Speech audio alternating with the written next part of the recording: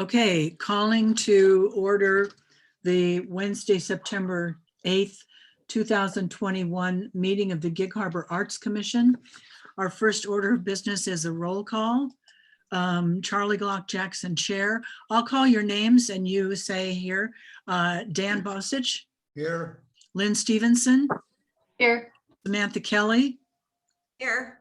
Jennifer Beard. Jennifer? Jennifer is here. I think maybe she's frozen.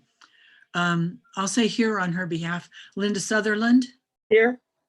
And Robin, Vice Chair Robin Avni is excused. We also have with us Mayor Kit Kuhn and City. Tony, introduce yourself, Tony. I'm sorry, I had a brain freeze. I'm the interim city administrator. Thank you. I wasn't sure if I should say interim, so I got my tongue tangled around my eye tooth and I couldn't see what I was saying. Okay, our next order of business is to approve the minutes of our August 11th, 2021 meeting. I trust that all have read the minutes. Are there any corrections or additions? Hearing none, may I please have a motion to approve? I move to approve the minutes from August 11th. Second. All right, we've had moved and approved. All in favor, say aye or raise your hand. Aye. Excellent, very good. August 11th meeting minutes are approved. All right, now jumping right into discussion items. First up is our esteemed mayor with a report on an update on the historic markers. Take it away, Kit. All right, great. Well, thank you all. Let's start with Josh, if you could put up, we have two new signs that are already up. And if you could start with the big blue one.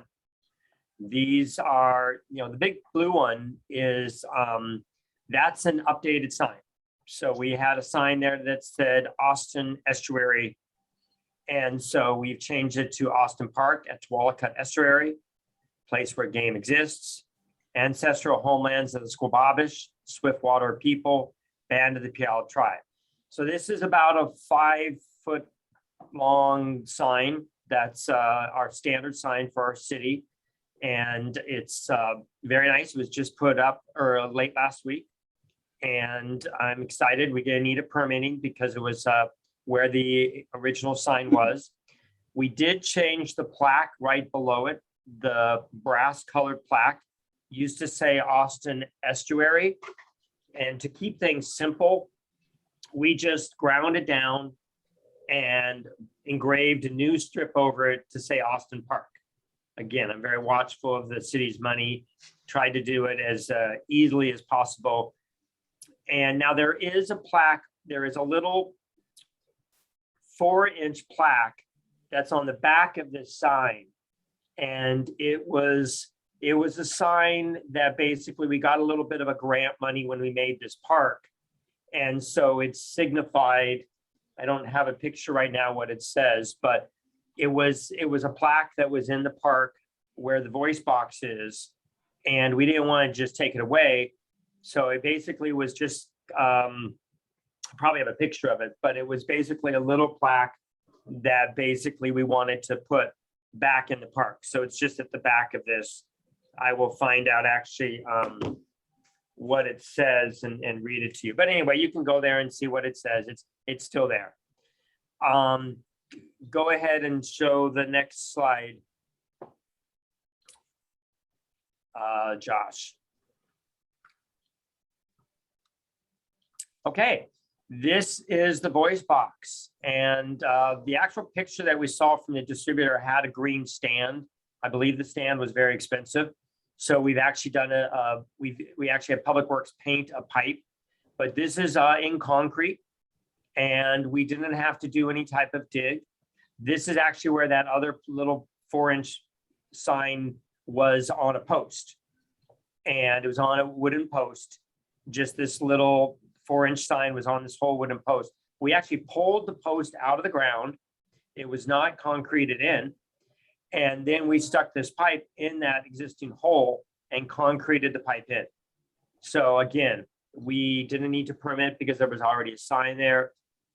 This voice box is great. The first button actually says restoring relationships.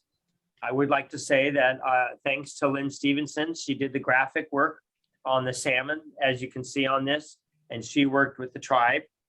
And so this was all okayed with the tribe. And then the second button actually says, so the first button says restoring relationships. The second button says Swiftwater people. The third button says restoring the name, Tualakat. And the fourth button says Lushootseed language. Now, Josh, if you would show what was written for those 4 buttons. I actually worked with the Puyallup tribe. We wanted to keep about 45 seconds or less. Otherwise, you lose people's work. Actually, before you do that, Josh, there are solar panels here, and there are also 2 other solar panels on the other side. It's charged very well. It's very clear. And if you push the button twice, it stops. Or if you push the button again, it stops. If you push it again, it starts at its place again. And then I will let you see what is actually the recorded message, which Josh is going to put up on the screen right now. The first voice is myself, just since we were being recorded. The first button, I don't say who I am. It just says in 2020 and 2021, the mayor, council, Puyallup tribe, and the ad hoc committee, the arts and parks commissions, and a group of citizens began working together to establish an honorary historical area to recognize the ancestral homelands of the Swiftwater people, a band of the Puyallup tribe, and specifically their former village along what is now the Gig Harbor waterfront. Establishment of the historical area in this 7+ acre estuary is for educational and awareness purposes. As you enter this estuary, you will see the continued history of the tribe, an honorary Native American 17-foot tall wooden sculpture at the water's edge, and photos and drawings of the Puyallup tribe's ongoing connection to this land. So that's what it says. And then the next button says the Squababish known today. This is actually done by Amber. She has a very clear voice. We did this in the sound studio at the Puyallup tribe. And the Squababish known today as the Puyallup tribe of Indians have lived on this land since the beginning of time. Our relatives that resided here, as well as on Vashon Island, were known as the Squababish, meaning Swiftwater people. This referenced the swift waters flowing through the narrows. Let's go over the Lushootseed word for the Swiftwater people who reside right where you are standing. Now, I really should have her saying this because I'm not going to say it the best way, but then she says Squababish 3 times slowly so people can learn how to say it. And then the third button is restoring the name, Tualakat. Thomas Talbot Waterman recorded Lushootseed place names for the local tribes, and his archival materials give the Tualakat name Tualakat within the Gig Harbor area. Tualakat means place where the game exists. According to the typed manuscript of Puyallup tribe elder, John was one of 3 village sites located at Gig Harbor. Let's go over the word for the Lushootseed place name within the Gig Harbor. And then she says Tualakat 3 times. And then the fourth button, you either had a choice of 1 or 4 buttons or more. So we kept it to 4. The Puyallup tribe's ancestral language is Lushootseed. Our language is referenced as something like that by our elders. Linguist Thorne Heath coined the term Lushootseed, which was accepted as the general term for the language. There are 11 federally recognized tribes in the Puget Sound region that speak Lushootseed, spanning as far north as Upper Skagit, as far south as Nisqually, as far east as Snoqualmie, and as far west as Squaxin Island. There are two primary dialects called Northern Lushootseed and Southern Lushootseed. Our language is a part of the Sahelish language family that extends across several states in Canada. Today, the Puyallup tribe has a thriving Lushootseed, a thriving Tualaca language program where hundreds of speakers use Lushootseed in their daily lives. And again, if any Native Americans hear this recording, I'm sorry I didn't do as well as you would have. Any questions on these two signs? Kit, I think these are absolutely wonderful. Thank you so much for doing it. I do have a question on the main signage, the first one that you showed, the new official park sign. Yes. And I noticed that in other places, Swift Water is 2 words. And on that sign, it's just 1 word. Right. We had gone over that with the tribe Okay. and they actually didn't care. Okay. So we just kept it. You'll probably see it both ways, but they really didn't have a strong feeling about it. In fact, we even had to figure out if it's capitalized or not too. So there wasn't a strong feeling on that. Okay. Okay. Thank you. Thank Yeah. you. A couple other things there at the first sign you saw, there are 2 other signs there. One to the right says Austin Estuary Park. And it kind of looks like this. I'm showing a photograph. We are actually wrapping this. We're using the existing sign, but we're wrapping it. And we're just changing 2 words that they basically say Austin Park instead of Austin Estuary. We are going to also recognize the lumber industry with another sign over in Donkey Park. And then there is also another sign on the other side of the big blue sign. And that sign, just hang on one second. That sign looks like this, which I'm holding up. Basically talks about the wetlands right here. And it basically says that you're not to mow the wetlands, you're not to put pesticides. So what we've done is, but what we really want here is we want to have a matrix, a directional sign of what you're walking into so that you don't miss anything. So this sign is actually still going to incorporate some of the language right here about, why we don't mow it, why it's conservation land, why we don't use pesticides, but we're getting rid of the city's logo. We're getting rid of the little marker there and just the background picture.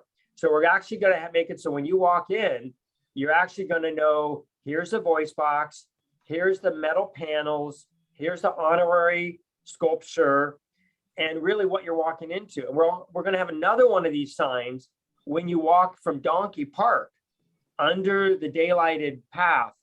So there is no front or back, there is no front or end, there's no start or ending of this park. So wherever you start this park, from Donkey Park or from this side, you're going to be able to see what you're walking into. So we're working on these last signs. We also have gotten permission from the History Museum and from Wade Perot on the two pylons that might be on their property. We're not sure if they really are, but we just cleared that way just to not worry about it. We also have received the bids for the panels. It is the cheapest bid was about 10 grand. So we might be waiting for one more bid. So it's not the $4,000. So what we'll end up doing is using the $4,000 from the Art Commission for the pylons, which what it was for. And then we will, there's probably going to be about $20,000 or $30,000 worth of signs by the time we're all done for this whole park. So we're going to use the $4,000 from the Art Commission. We're going to use some money from Ltax because this is actually tourism for part of this. We're also going to use some money from the Parks Fund that they have because it's only proper and they're going to be under budgeted because we haven't had a park manager for quite a while. So that will, come with all that.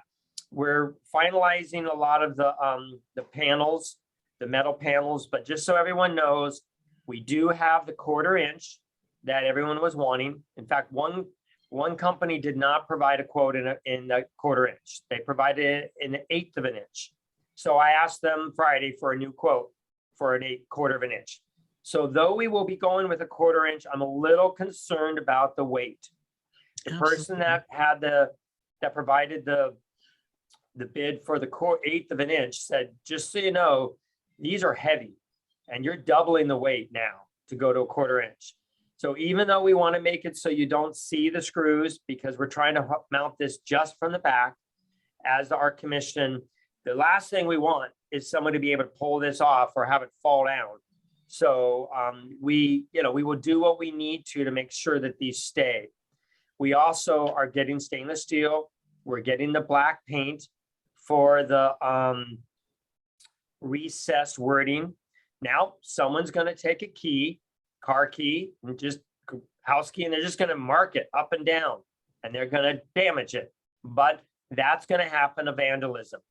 It's not that difficult to repaint the writing. You just paint over the whole thing, and then with like a squeegee, you just pull down the outside. So, periodically we'll have to repaint it, but that's fine.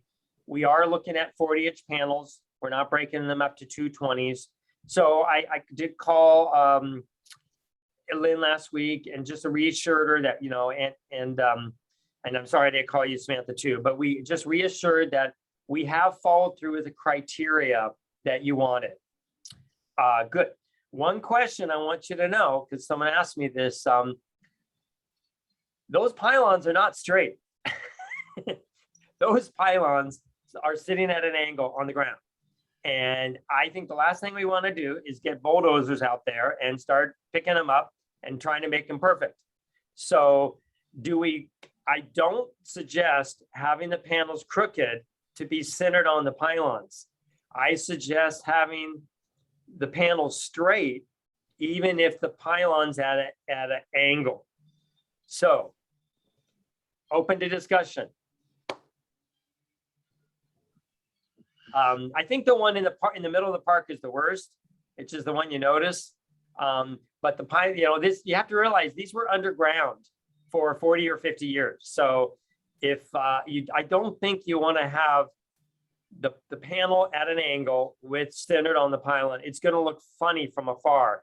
The pylons were put there. You just make them straight is my thought.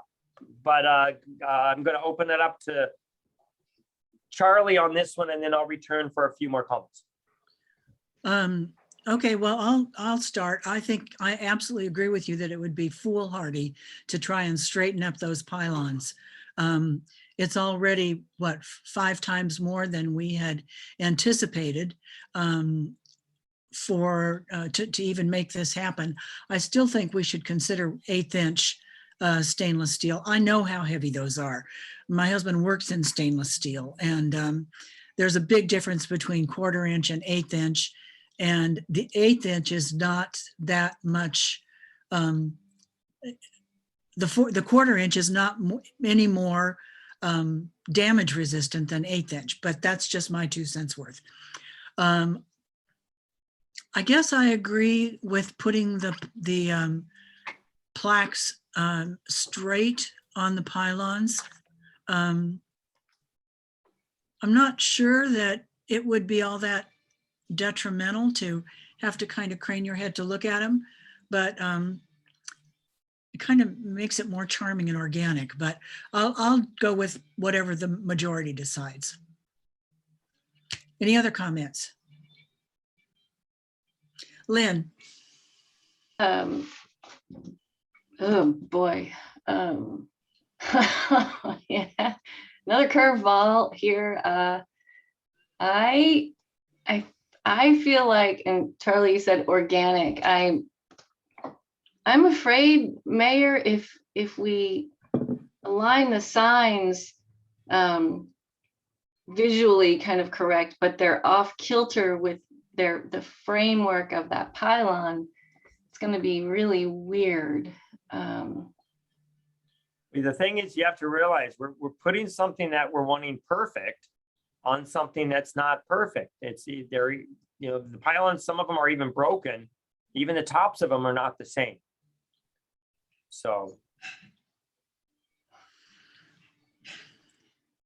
Samantha, what do you think? I help me here. I really don't know. I almost think I need to go like see it with a mock-up, and it's funny, it hadn't, obviously you're right. These things are not perfectly, vertically situated. So boy. I would say that I'd like to see them straight up and down, make them straight up and down, because that's how you read. I think if somebody were to make those crooked, somebody could go out there and try to straighten them, and I think you will not notice maybe the pylon behind it so much if you're reading something, maybe, Yeah. Right. but that's mine. I think it might be beneficial to look at the mock-up again, whether it has text on it or not, just something that we could situate on there. I'm weighing like aesthetics against ADA, which I understand that we're not really even probably ADA compliant because it's an outside park and all of that. But I do want to make sure that it's as readable, as functional as possible for visitors. Okay. If I it's think- not, Go ahead. I'm sorry, if it's not aligned with the pylon, if you make it straight to the world for reading rather than straight to the pylon, is there room with those long panels, or will some of them risk going off the edge? Or There's room. okay, How far off is the pylon from vertical? The pylon from what? Vertical, I mean, Well, I will show you. So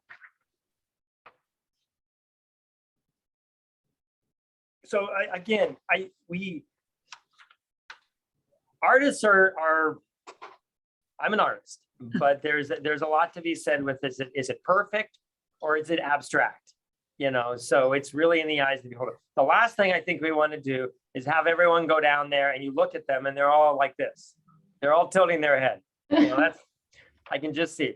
This shows you a mock-up of how this is the worst pylon, I think, and it's straight. The writing is straight, too vertical for reading it. And you also have to realize, look at how it's beat up there. So I feel if you're going to come, and so you can see how it's a little bit closer to one side. If we're going to make, I don't think we have to overanalyze this, because otherwise we should probably recut every pylon and make them perfect. Because, Yes, let's do that. this is the example of what the Art Commission saw, and those were made for that. Right. This is reality. And this shows another picture of how it's a little bit off and a little bit crooked. So I think we just keep it simple. We just, mostly it's the tops that are beat up. This is up at the park, up at the street. So mostly it's just the tops that are beat up. So I think we just, I'm hearing that, you want it straight to the reader. And I think that's what we should go with. Yeah. I also think that Charlie had a good point on the 1/8 of an inch. And this may make a decision if we do show screws. There is a high chance that if we go with 1/4 inch, we may have to put some type of, I don't want to say bolts, but some type of thread that you actually see. Whereas if we went with 1/8 of an inch, maybe I feel a lot more reassured that we can mount it from the back because we don't have that extra weight. So what are other people's thoughts? And first thing, if there's complete resentment on, or whatever you want to call it, on not having them vertical, let me know. But also, what are your thoughts on the 1/8 of an inch of what Charlie brought up? Hey, thanks. It was really helpful to see that, Mayor. I think that to see the the proportions of the signage with the pylons. I think it makes, you're right. I'm not going to fight to tilt them. No, I think the vertical, yeah. I think they should Yeah. go with the pylon because it looks more authentic that way. Yeah, I get that too. I'm not.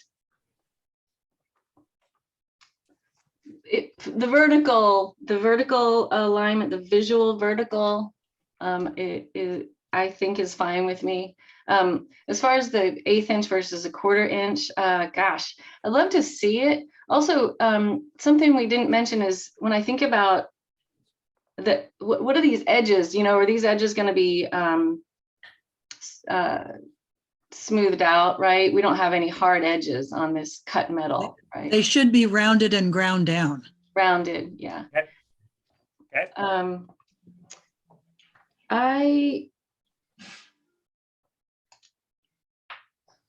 I'd like to know if it does make a difference between a 1/4 inch and 1/8 and if it's going to be, if a 1/4 inch means they cannot keep the front clean and free of any fastener type thing, then I probably would be inclined to go with the 1/8 of an inch. There's just something really, I like the significance and the strength that you just see and feel in that 1/4 inch. It really gives it, I think it gives it a lot of significance and, you know, importance. So I just lean more toward that heavier statement, but it's also not something I think at the end of the day, the 1/4 inch would probably look, 1/8 of an inch would probably look really wonderful as well. So my preference would be the 1/4 inch. I'll suggest that, Kit, what was the difference?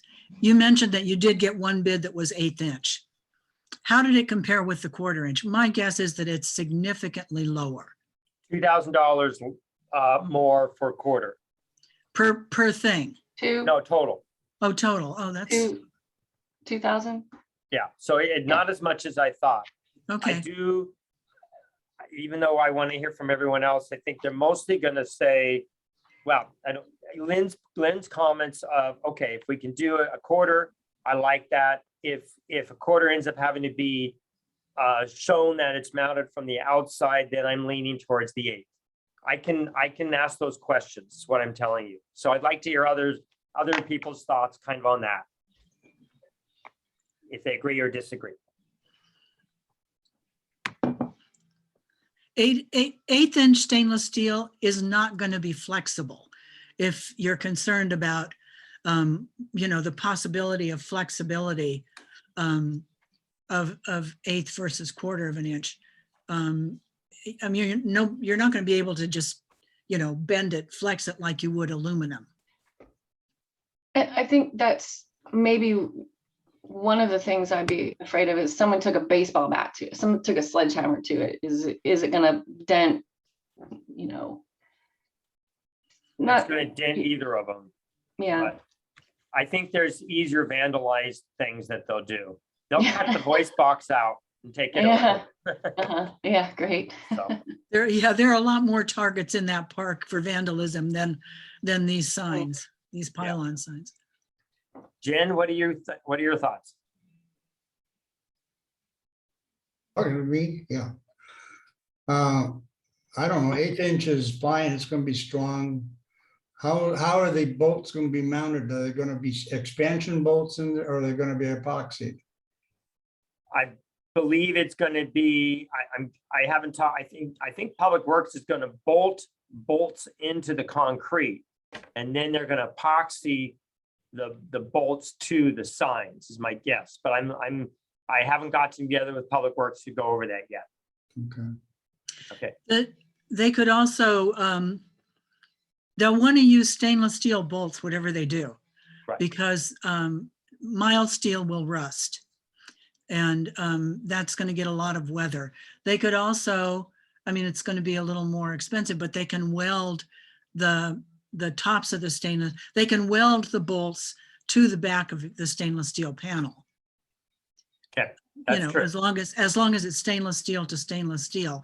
And I'm positive you're right, Kit, that they'll, once they've got the holes drilled for the bolts, they'll put heavy duty epoxy in there before they put the bolts into the concrete.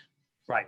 And if it were, you know, if it were myself doing the installation, I would either do a long, narrow platform on the base, on the bottom, or that it actually rests on. Even though it's resting on the back, you've got a little lip at the bottom running 20 inches wide to support any downward pressure. And you really wouldn't see it because that's only going to be 1/8 to 1/4 inch. But it would make it so that it's not just relying on it here, but it's also relying on that actually is bolted in. But you wouldn't really see anything other than a line. As long as there's not a lip that can catch water. Right. Jen, what are your thoughts? Now, honestly, my knowledge of stainless steel and this type of project is pretty minimal. So I think I would defer to the experts in this. I do agree that we want it to be sturdy and long lasting. And I guess the only consideration really is if there's a significant cost difference to the installation of the 1/8 versus the 1/4 inch, in addition to that $2,000 variance. Thank you. And the weight of the panels. Right. And I think that goes to durability. Like if that panel is too heavy or not mounted correctly for that weight, you know, what type of maintenance would that require down the road potentially? Okay. Samantha.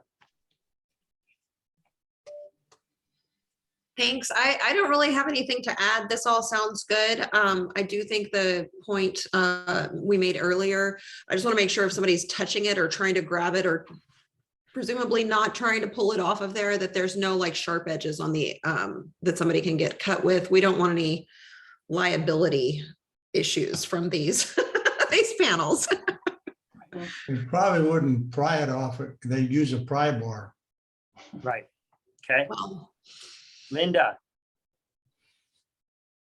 Yes, two things. I took out my ruler and I measured 1/8 of an inch. I think that's quite adequate. I think that's perfect. I think a 1/4 might even be too big.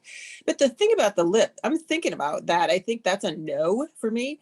You put a lip on there, you're going to have to stick that in the same bolt holes that you're sticking the plaque in. So, I mean, what's the advantage of that? You know, it would be different if you were hanging a piece of painting from a piece of wood or something, and you'd want to slide it on that.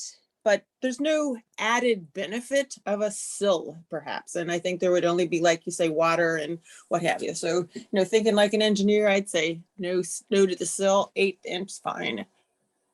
Okay, good. Nice. Glad to hear one person was worried about water with the lip and you don't like the lip, but if the eighth doesn't require, to me, I'm not concerned about the lip if you do it 1/8 of an inch, because you're not. Okay, is there another, Linda, or was that just? Yeah, I think I'm plugged in twice. I was trying to do something and I think I have to hang up the other one. Okay. And Charlie? Yeah, I think you've said 1/8, you know, you do know metal work.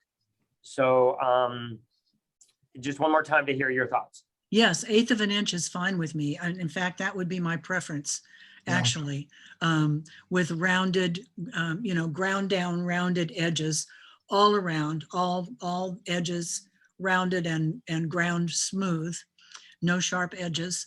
I would leave that bottom support piece up to you and Public Works. I think that if we do 1/8 of an inch, the weight difference is going to be enough that it won't be as important as it would be with 1/4 inch. Right. I mean, I just want to see these darn things up there and mounted and we can move on. Right. Well, that's one reason why we put these two signs up, is we're not going to wait for things to all be put at the same time. There could be glitches. So as things come, we're going to put them up as far as the signs. As far as the metal panels, it's probably best to do an unveiling with that to cover them. But I'll work with Public Works. We're looking at about 4 to 6 weeks to get this made, these panels made. So Linda Pitcher has not called me back, but my goal is to get the last final proof from her and Dawn and the tribe, and then have them send it, then get that squared away and send it to the place. So by, mid-October, or in preparation to prior to the beginning of November, we have these done and installed, so that if everything works right and we're able to put the honorary sculpture up like the first part of November, everything will come together. Okay. And I would recommend strongly that the city be in charge of all the fabrication and all the installation. Sounds good. As We were- we're being with the installation and the fabrication of the pedestal for the our fisherman, our guardian sculpture, I think that the city should get all the final text in final printable form, and the city should be in charge completely of all the fabrication and all the installation. Right. Well, it's we were able to get the museum and Wade, I took 2 or 3 calls with Wade Pro, but he was pleased. We had to send a text to them. So we've actually been able to move quite quickly on a lot of these things. So thank you with that. So I appreciate all, and I go ahead, but I appreciate all of your hard work and all of your input. Go ahead, Lynn. I really don't want to belabor this, but this has to be asked. What about meeting in the middle between, an 1/8 and a 1/4, the 3/16 of an inch, and because I totally get where that 1/4 inch seems a little bit big, and in my head, an 1/8 of an inch seems almost flimsy when it's in this 40-inch span. So I do think in the art world that extra little 1/16 of an inch could make a significant difference. So what happens if we meet in the middle? I think and we would have to redo our bids and we'd lose our window of time. And I'm not even sure, it's not as common a size, I believe. So Actually, that's not true. Gary mostly works in 3/16. So it's Okay. a real common one, but I don't think it's I really wouldn't be concerned about flimsiness or flexibility with 1/8 inch. Stainless steel is heavy. I mean, I should know because I've heard it bazillion times, but the, 1 square inch of stainless steel, whether it's an 1/8 of an inch or 1/4 of an inch or 3/16, it's a heavy sucker. Mhm. I get like the weight of it. I'm thinking the visual impact of that size. You know what I mean? It's just, I'm looking at a ruler. So. Well, why don't we do this? When I talk to the places that are bidding, because most of them we're not going to do with. I mean, one was, I think one was $30,000 and one was 2.5 months, which throws that out. So we're really down to 2 or 3 places. Why don't I inquire about that and then use it, so I won't just, I will take that, we'll talk to the firms. Thank We'll you. talk I to them appreciate about that. Okay, Sure, thanks. sure. Any other discussion on this?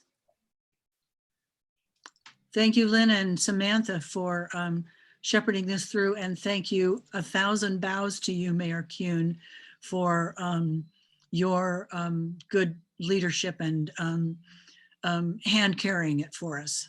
Well, thank you. And thank you for all of your hard work too. Okay, next agenda item is the 2022 budget. And thank you so much, Josh, for helping putting together a proposed budget for us. This made it ever so much easier and clearer for me. Thank you so much. So everyone, you had in your packet the proposed budget for 2022. Shall we go through item by item? Or does anyone have comments that they want to jump in right away and talk about? Could you put it, thank you, Josh, just so that I can, great. Okay. With the fervent hope, and dare I say assumption, that our arts and culture element will be approved by the council for the comprehensive plan. We will cross that off our 2022 budget plan. Josh, you told me something in the event that, God forbid, it's not passed this year and we have to carry it over to next year. Would you remind us what the procedure for that is, Josh? Well, if council doesn't approve it this year and it carries over to next year, there won't be a budgeted cost associated with it because we've already signed the agreement with the consultant. So whatever fee is involved in that has already been paid. So it's not really a budget item anymore. If in 2022, it looks like the Arts Commission needs to do some more work on it, we can add it to your work plan for next year. But at this point, that doesn't seem likely. Okay. So is there Josh- any discussion on that item? So Josh, on the November 8th council meeting, we have public hearing and first reading of ordinance 2021 comprehensive plan amendment. Is that the proposed time or is that separate? I think that's tentatively what they're shooting for right now. Okay, Josh, I have one more question then on that. Robin and I have promised to make ourselves available to meet with the Planning Commission. Am I right on this? Is that date set yet? Not set. Let me pull up the calendar real quick and I'll tell you when they're planning for that. So I would suggest, I think that's a great idea because, okay, so this is 2 readings. And this is the November 8th meeting, which means the second reading right now is November 22nd. And sometimes we only have 1 council meeting in December, which means you don't have a lot of leeway. So my point is, I think that's a great idea. If you meet with the planning committee or commission or both, then your window, you don't want to lose that little window of opportunity. Right, right. And it does have to be, all comp plan amendments have to be reviewed by the Planning Commission before they go to council. They have to be recommended by the Planning Commission to move forward.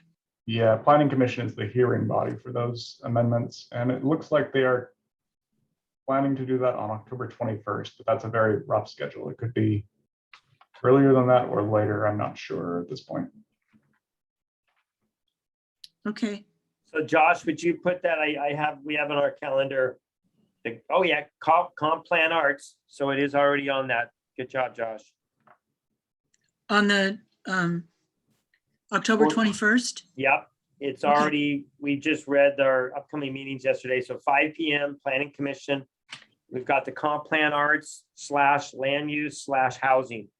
So That's all the comp plan elements, but that's our planning schedule. It's very tentative still. So put a bookmark there, but it's not set in stone yet. correct. Okay, great. So any other discussion on removal of that goal for our 2020 budget? Okay, creative endeavors support.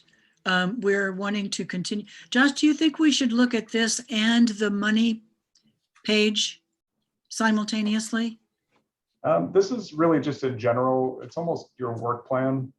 Yeah, I think you can look at this page and just see if anything jumps out at you, you need to change on it. I don't know that anything really needs to change here.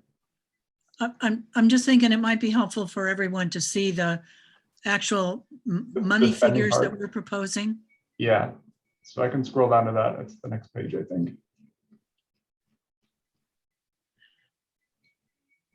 Okay, so you can see that, oh, and we need to change the title to Narrative of Objectives 2022 Yeah, on both of those.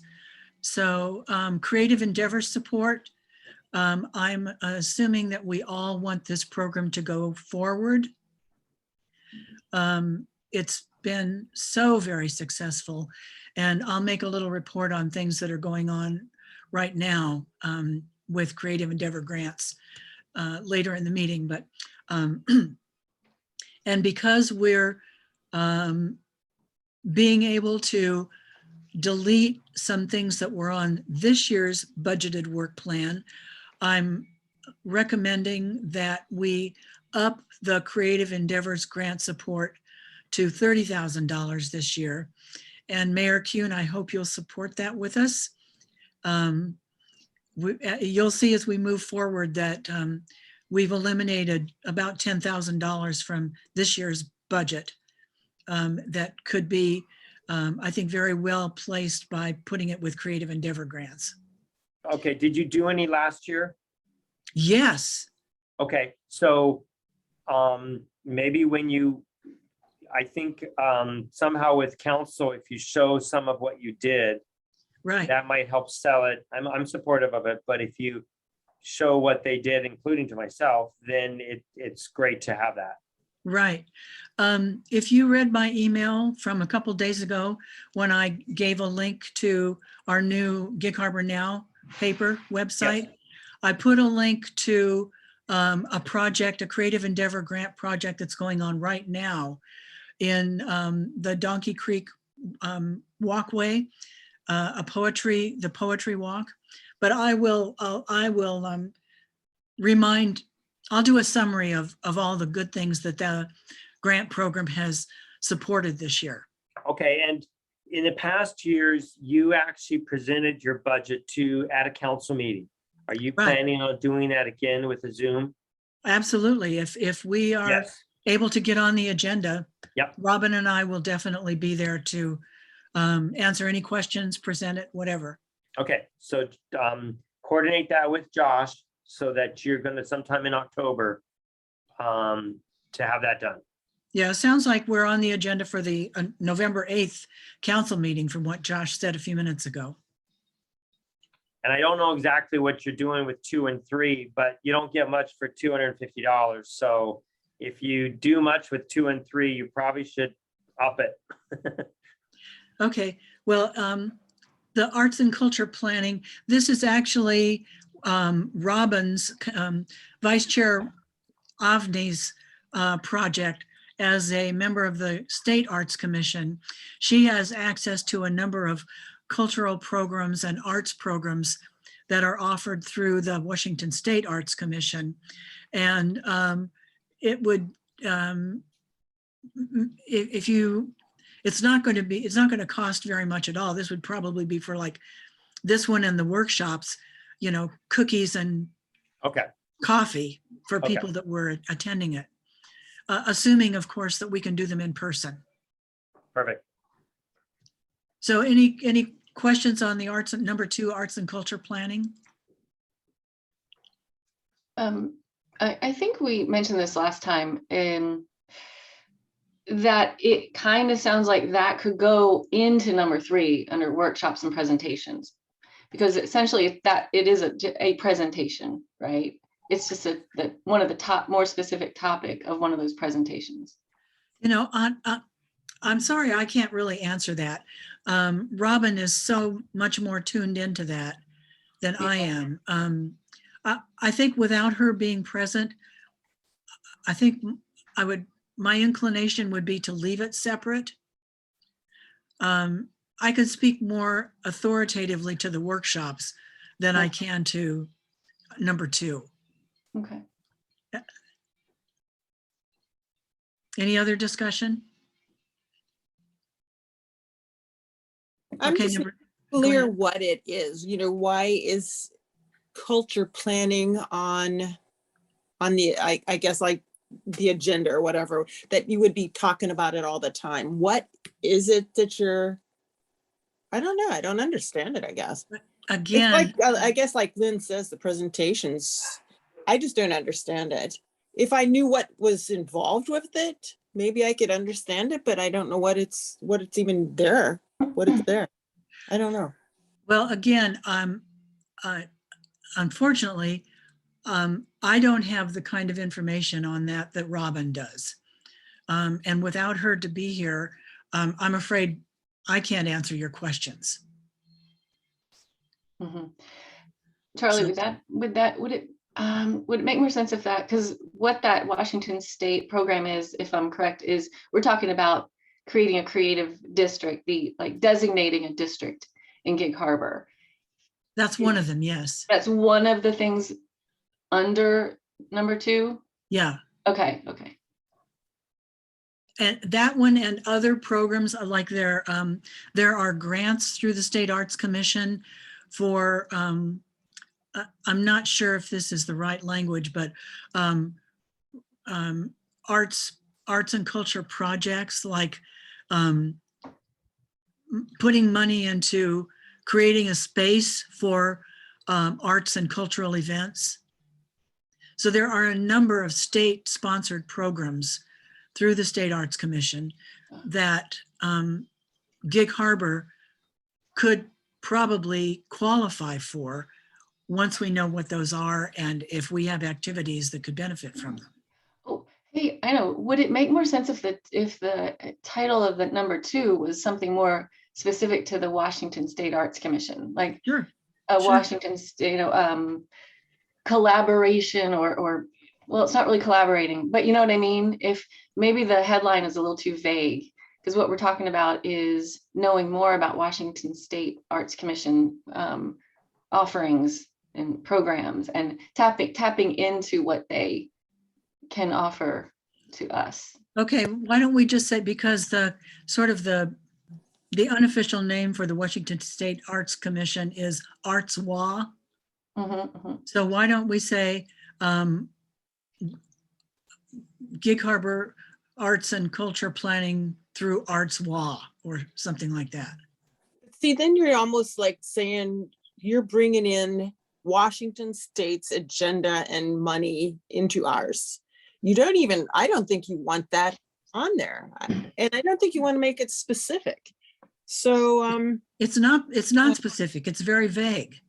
I know, so Yeah, like I they said, don't bring it in. I think like what we're saying is until now, the ArtsWA is an untapped resource for us, and we want to, For us, for us, we want it's to. going to bring in money for us. Well, we're not necessarily talking about money. It did not cost us anything. I- So I'm not figuring out what the money that we're putting aside is for. We are completely set with the Gig Harbor Arts Commission is separate, a separate entity entirely from the Washington State. Arts Exactly. So Commission. why do you want to bring Washington State into it? It's what I said. I don't Because understand why you want they- to bring that into Get it. the money. It's too expensive. I mean, It doesn't cost anything. that's not what I meant. It's the, you don't want to bring their budget and restrictions and whatever into our wording. It's You just like, don't want to put it in there. it's like we can qualify for grants from the Washington State Arts Commission. This is our budget. How does that apply? Are you saying you're going to write grants? So We're that would, saying, what, all we're saying so- is we should, hey, time, wait a minute, I'm not done. I'm If that sorry. means if you're going to be asking for money for our budget to write grants, that's what that should say. I don't understand what you're asking for in this point. And like I said, if you're bringing in money somehow, that's not our budget. So If, you have to outline what you want here. You're not being clear. It's not clear. if you've read the comprehensive plan, one of the goals in our comprehensive plan. Yes. And what does it say in this paragraph, Charlie? is I to- am amending this paragraph.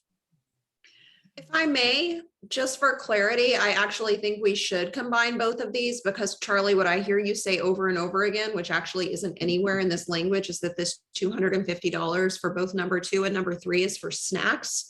And so I think that if that is what our budget is like for, is that we need $250 or $500 for snacks for a variety of workshops / public meetings, that's what should go here. And then as an arts commission, we decide what are the meetings and what are the topics we're going to discuss.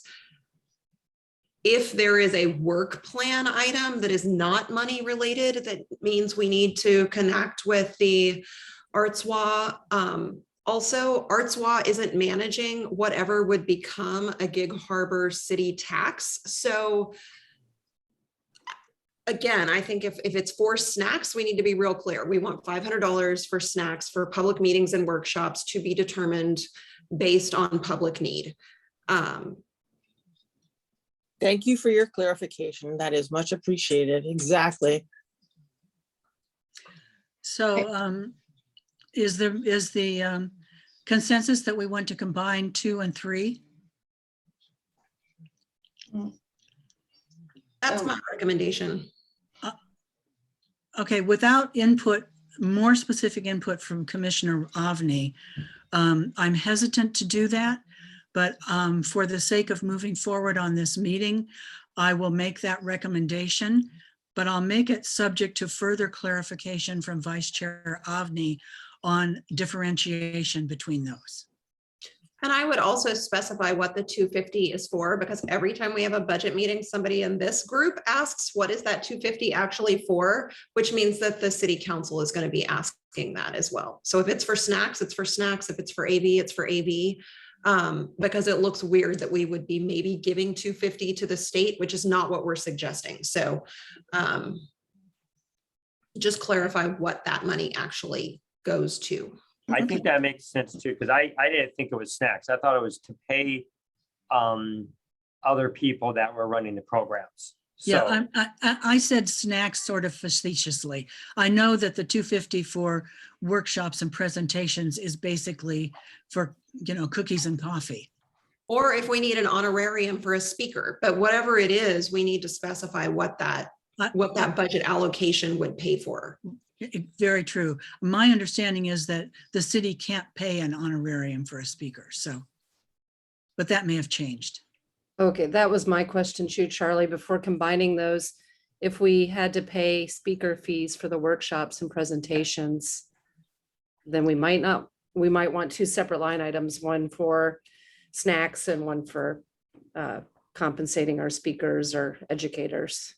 Yeah, in the past, we've always been told that we can't give money for an award or a prize, or we can give grants because they're separate, but we don't pay honorariums for speakers. Tony or Josh, maybe you can clarify. I'm sitting here that. thinking about that, and I'm not sure I don't know why there's not a reason you can't pay a speaker's fee, but maybe Josh knows better than I do. I think the difference here is you can pay someone as long as you're receiving some kind of a service from them. So if you're paying someone to come and speak to you, to your group or to the public, that's fine. The honorariums, I think that we've not supported in the past is giving money to someone to go and speak to some other group that isn't really city affiliated, just to support them. and you don't want to give awards. We've done that with the kayak. You can't give. So the word awarded should not be used. Right. Right. And I don't think award is in here. No. I think with your budget, I don't think you need to get this granular on the detail of what you're going to spend the money on. You can put the $500 in workshops and presentations, and that should give you ample flexibility to use it for whatever comes up. Okay, thank you. And your advice on combining the two and three? Are you asking me, Charlie? Yes, I am. Thank you. Yeah, I think that's fine. Just, it's fine to keep it vague and general because you don't know what kind of events you're going to have coming up. And I don't think $500 is that unreasonable to earmark for whatever might arise. Okay, we'll combine them and we'll use some language that makes it more clearer that what is currently number 2 is exploring the possibility of collaborating with the State Arts Commission to investigate cross-pollination possibilities. And I would start out with the language you have in number 3, continuing the popular series of workshops begun 6 years ago to include exploring, engaging in the assessment of planning and application of a variety of Washington State programming options, and leave it at that. Thank you. And just say funding to support speakers, refreshments, and other potential expenses. That's fine with me. Is everybody else in agreement with that? Yes. And Josh, you took a good note there because I forgot what I just said. It's recorded, don't worry. Oh, that's true. That's true. It's there for posterity. Yeah. Okay, moving on to Arbor Art. Continue the project to have some of the tree stumps in city parks or rights of way embellished artistically. The stumps will eventually decompose and the artworks will become of the site's organic history. And we're proposing $5,500 for that. Is there any discussion on that one? I like that one. One thing, as a council person, I would say, okay, is this 1? Is this 3? So make sure you have those answers. Well, usually it's just, well, we don't really know, I guess. It kind of leaves it open for the project for that year, right? But, okay, so I would say, in the past, 1 cost this amount, or 2 cost this amount, or they range, just so if you say, well, I don't know, I don't do a budget if I don't know. Right. That's a good idea. Just say, here's how much we paid in the past. And I'm assuming it's going to be contingent upon the type of wood, the state that wood's in, and the complexity of the carving itself. I mean, you could have a chainsaw guy come in and probably do it in an hour and charge you $200. But that may not be what you're looking for. Right. And do you want to be that specific? Right. So Couple examples. yeah, that's a. We'll give, okay. Be ready. We'll give, do you think, do the examples need to be included in the narrative? Or is that something that we can cover when we're making our presentation? When you make the presentation. Yep. Okay, we'll be prepared for that. Okay, we are removing the update of the catalog of city-owned art from our budget because it is being included in the LTAC funding. Okay. Number 6. One thing though, but I understand that, but are you still involved with it? Well, yeah, because we're the only ones who know what the collection is. Okay, Actually, so in your narrative, I would still have, I would just say, working with the LTAC group for, to update okay. I mean, it's still going to be, the volunteer time is still coming from you.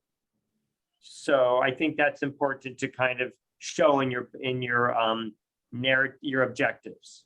And Okay. it also gives us an onus, it gives us an oversight for their work perhaps, or, somebody has to be responsible to get it done, Right. sort of what I'm.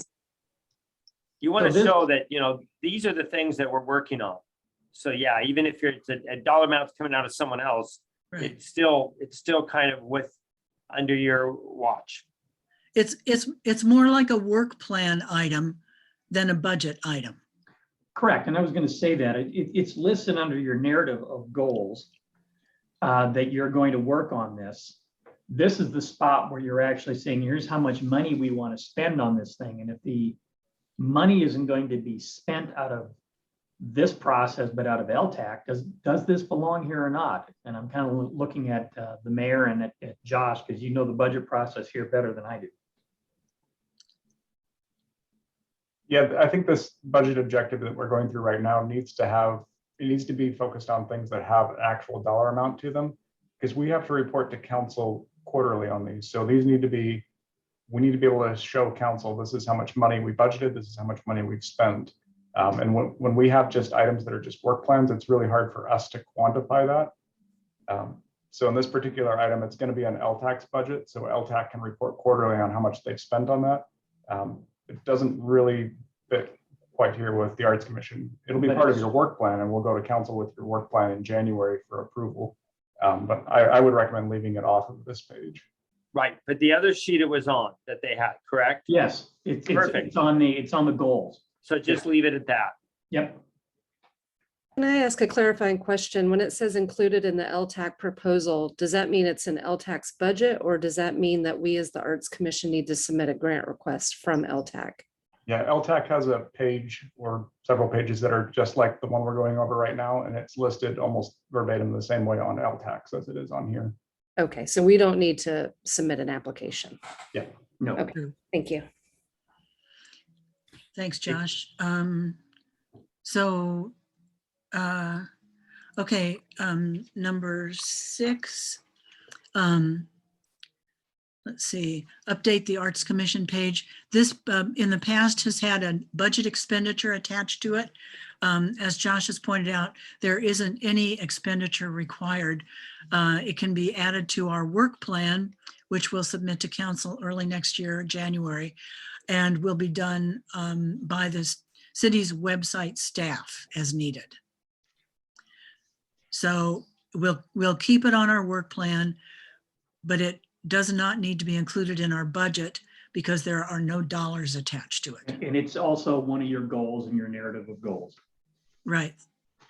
Is it? I don't see it in the goals. It's currently number 8. It'll end up being number, Oh, there it is. it's the very last one. Thank you. Okay, historic plaques for concrete pillars at Donkey Creek. We can take that off because that money will have been spent this year. And we're assuming that it will be completed this year. And any work left to be done in 2022 will not come out of our Arts Commission budget. It would come out of the Parks Commission budget, operating budget. It's going to be done, right, Mayor? Yep. Yep, If he has anything to do with it, it will be done. it will be done. Okay, So, thus endeth the reading of the proposed budget for 2022. so is there- question, the art you wanted in the sidewalk at the roundabout by the boat shop. That's on, I'm sorry, that's on our separate budget, our public art Okay, yeah, public art capital budget. We were only through with we're only through with the part that comes from a different budget. So our public art projects for 2021 were the completion of the Austin Estuary Honor Symbol, our Fisherman, Our Guardian. That money has been spent, so we are removing that from our Public Arts Capital Projects Fund for next year. The Harborview Stinson Roundabout, Kit, this is the one you were just asking about. This is sidewalk art to be commissioned. We're working with the Public Works Department to establish a schedule for that so that we can issue a call for art proposals in a timely fashion. 10 to 15,000 has been funded by the construction budget through Public Works. The Arts Commission voted last meeting or recently at a recent meeting to put additional monies from our public art budget into that to make a total of $25,000. Any questions on that? Number 3, sports complex. This has been on our proposed public art capital projects budget for several years. Josh, do you want to update us on that? Why we took? I talked with our Public Works Director, Jeff Langhelm, and he let me know that he doesn't really see any way that we're going to be able to move forward on this in 2022. Phase 1A and Phase 1B won't be ready for any art installation until 2023.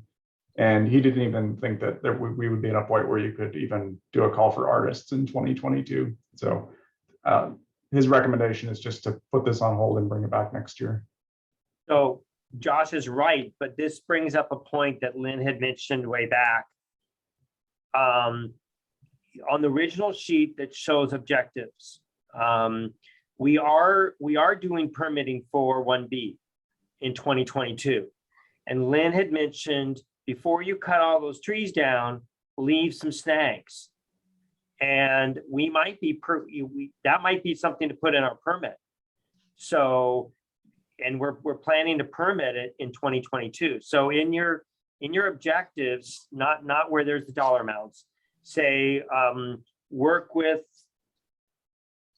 Public Works to make sure snags are left in 1B of the sports complex. So that's if that needs to be included in the permitting, just so that it's, it's not too late to, if we don't need it, fine, but it's not overlooked.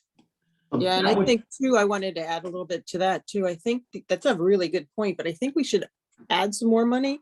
What if something comes up unexpectedly too, that we need construction or something, or any other art project that just comes right up out of something like that? Shouldn't we have something to put aside so that if something does come up, it's not a roundabout, or a triangle, but it could be something else, Well, and I think what you're talking about is a standalone public art project item.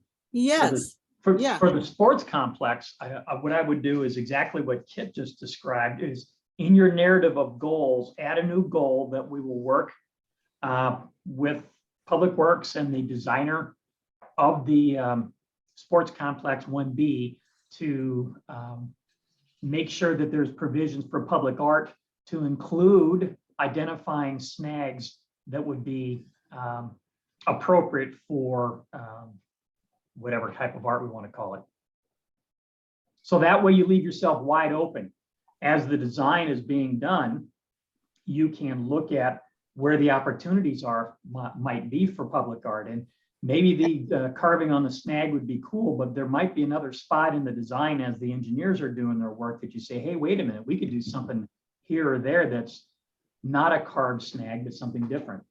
So, Yeah, you have a lot of potential with this sports complex with bocce ball, pickleball, 2 playgrounds, event lawn, concession stand. I mean, there's little ways you could add art throughout that.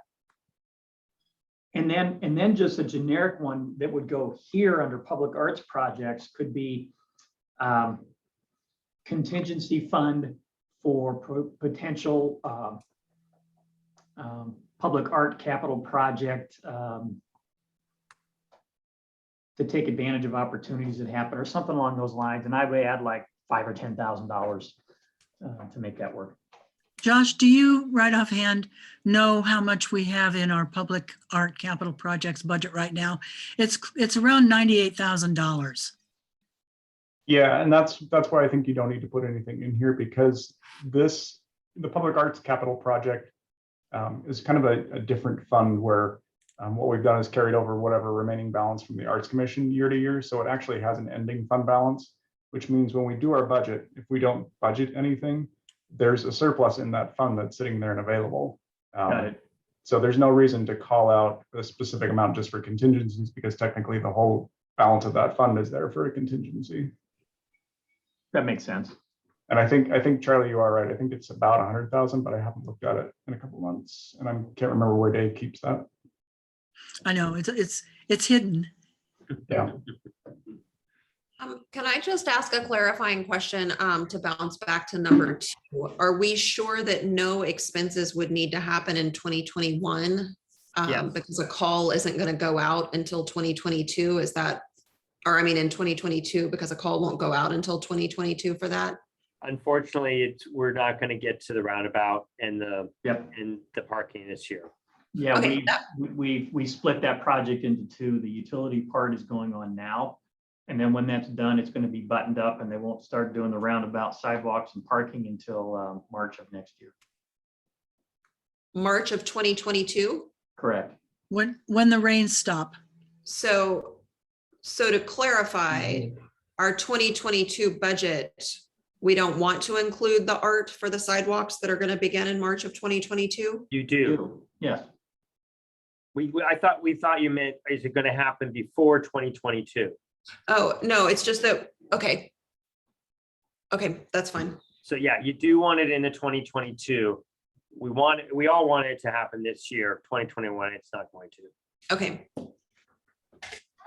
And we're keeping it on the 2022 public art capital projects a budget allocation. We're specifically mentioning that.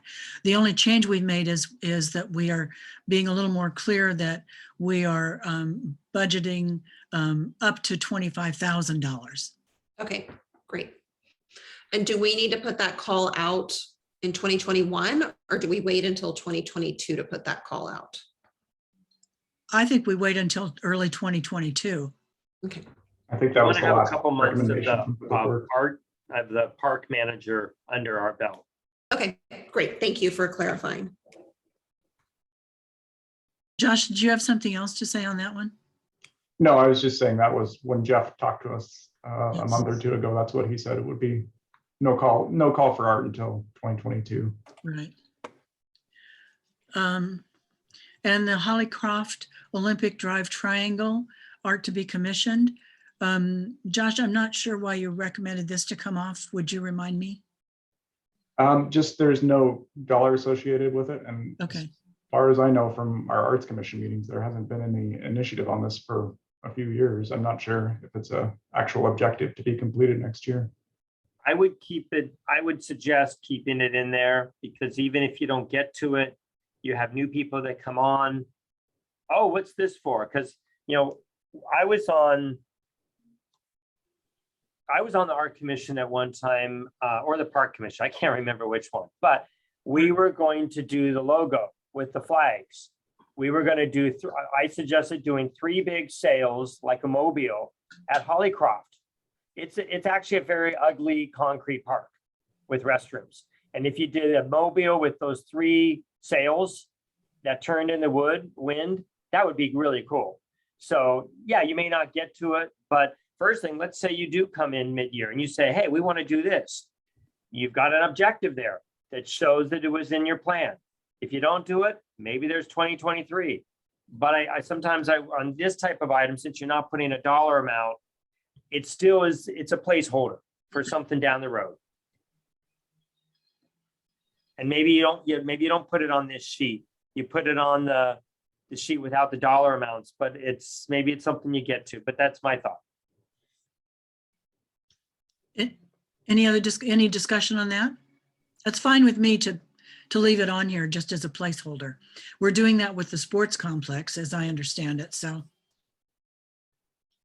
just so we don't lose sight of it. Any discussion? So are we through with our discussion of the budget? I think we need to review the narrative of objectives that we skipped over at the beginning. Hold on. let me pull it up. Okay, yeah.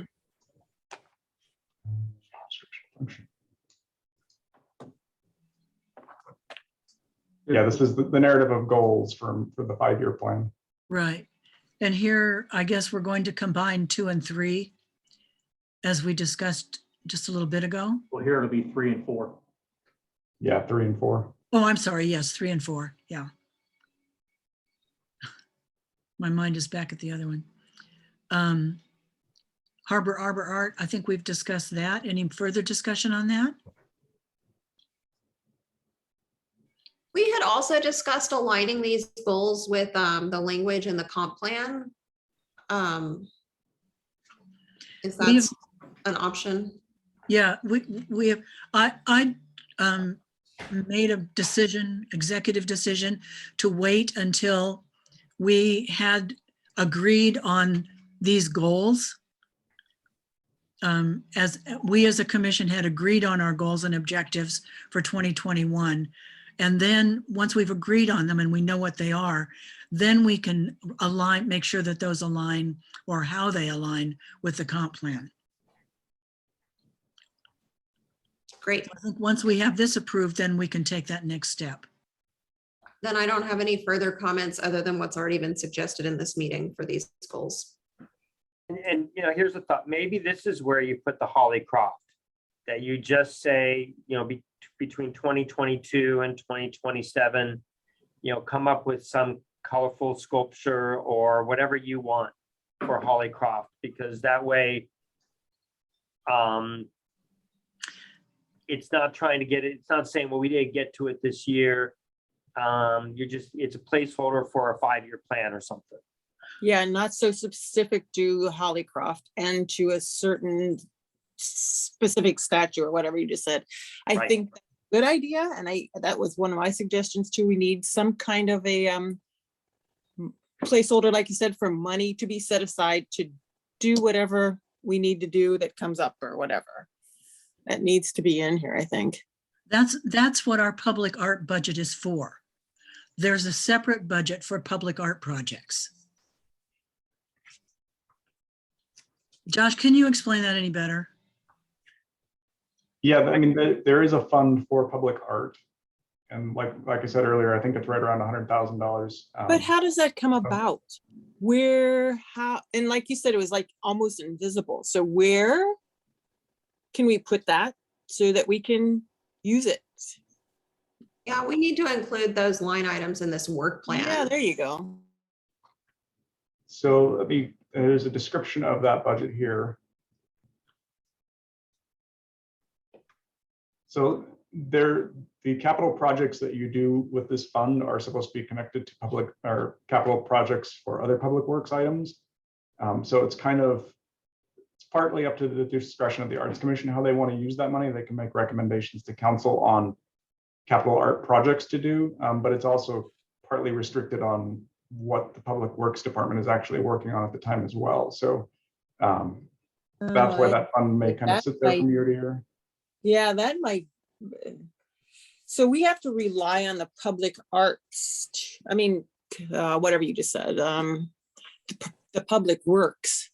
So should we take that out of there and make that less specific?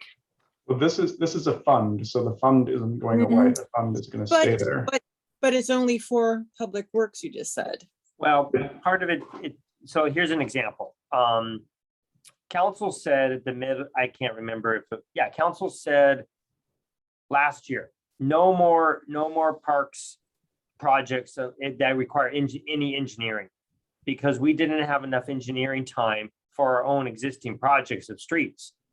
So let's say you want to do some sculpture, and then it requires Public Works to get an engineer to review that. That's why you need Public Works oversight. So what you have to remember is you've got this money there, and you can call and say, how much is in this fund?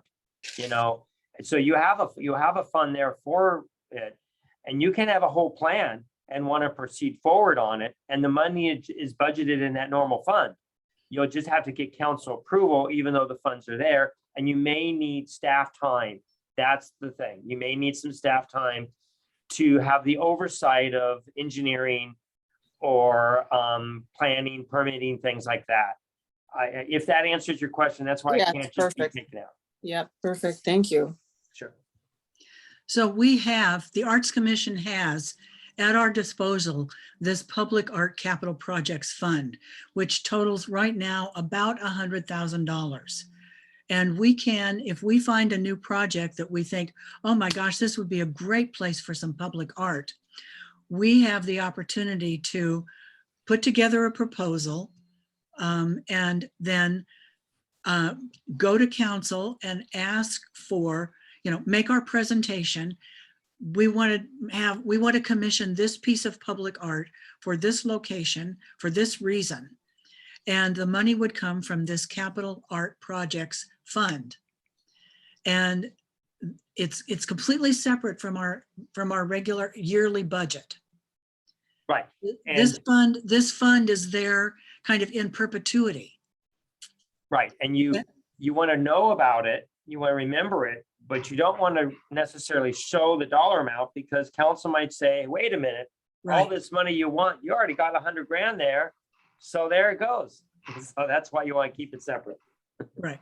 So can we add into this work plan or this narrative of goals, the language that we talked about with the sports complex?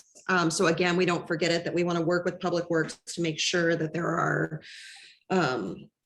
opportunities to identify spaces for art. We don't have to put a budget item there, but that work should begin, those conversations should begin in 2022, if not now.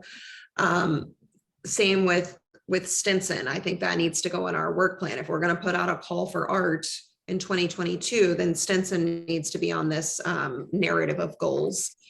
And then if we want to put Hollycroft on here, we can, or we can just put a generic, continue to look for opportunities for public art. But I think there needs to be 3 more things added to this narrative of goals.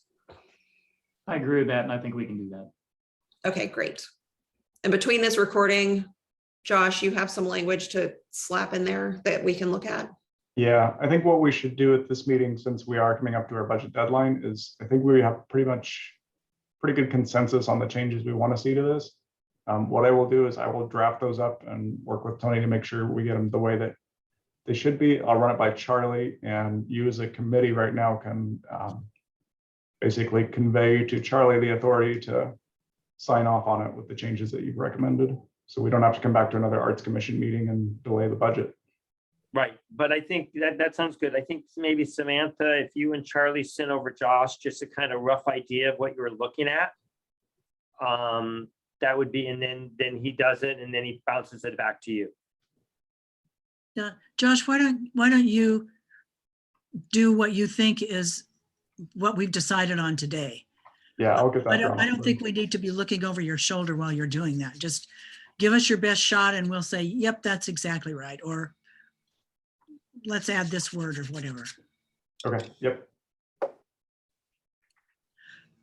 Okay, any other discussion on the budget? The budgets, plural.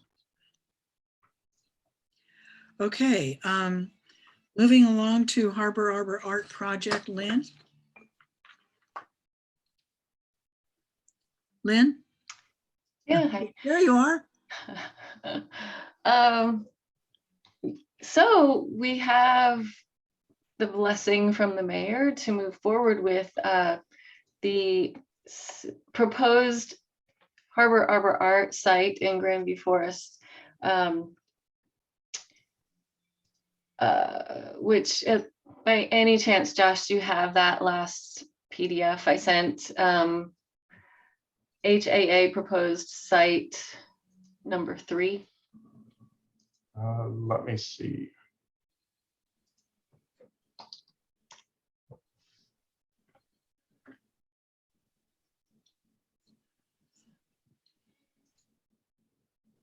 I'm not seeing that in my email. It was from the last meeting. Do you? Oh, from the last meeting. Sorry. Yeah. Or do you? I don't know if you keep these things. Yeah, I have it somewhere.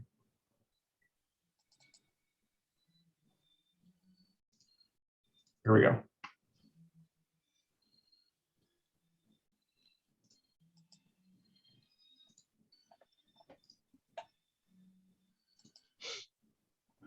Is this the one? No. Oh, sorry. That was the alternate proposed site number 3, but that was the alternate one. Oh. So yeah, it must have been the meeting before that. I don't think I put a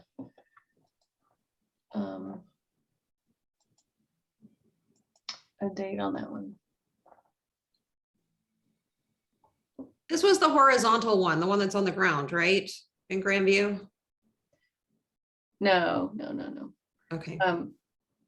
If I can share my screen, I can pull it up. Yeah, you should be able to share your screen. You want me to do that? Yep. Okay. Yeah, and I any horizontal ones on the ground, I would worry about vandalism or kicking or ants, termites, just so. Mm-hmm. Yeah.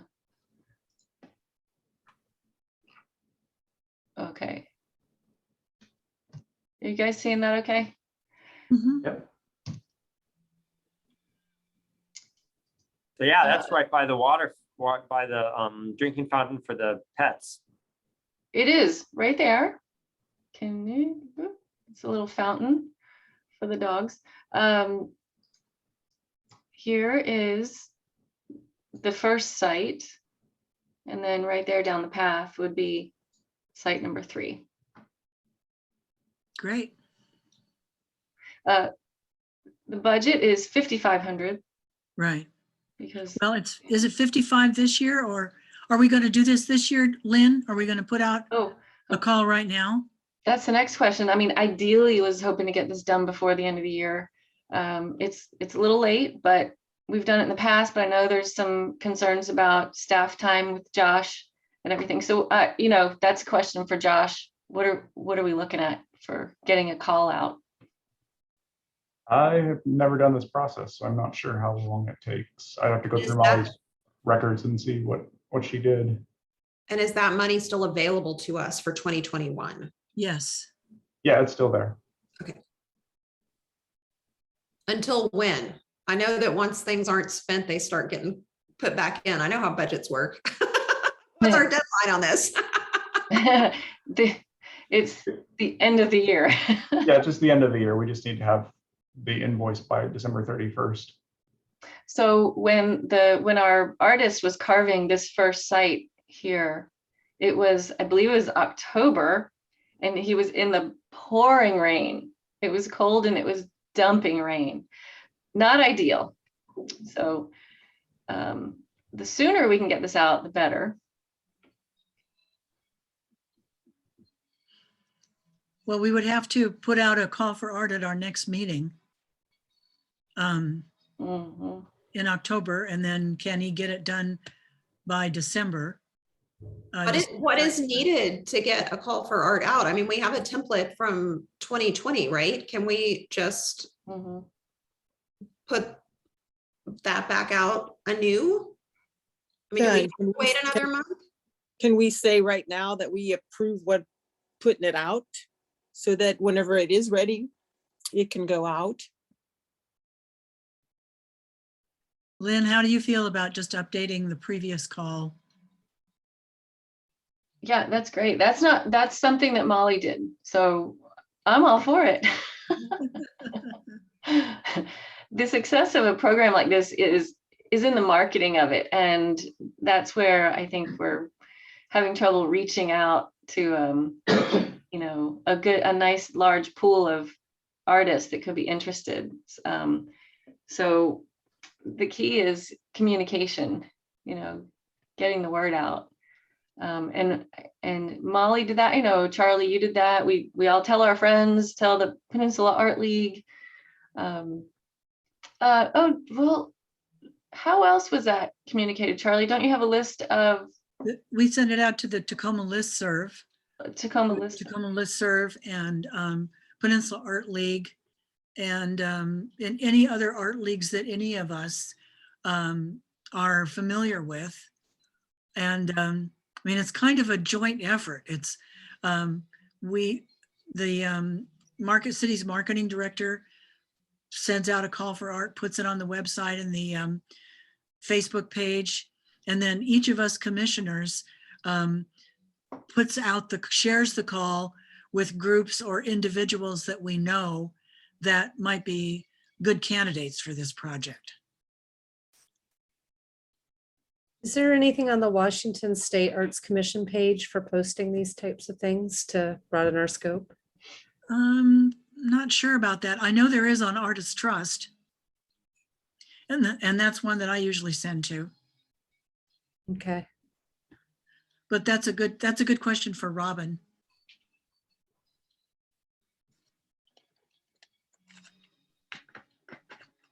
Josh, can we find the last call for our artist that we did?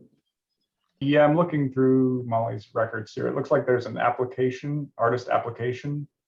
The description of what we were looking for isn't really matching what we want this time around, because I think the last time it says we proposed 5 different areas that they could work on. So they were supposed to choose an area to bid on.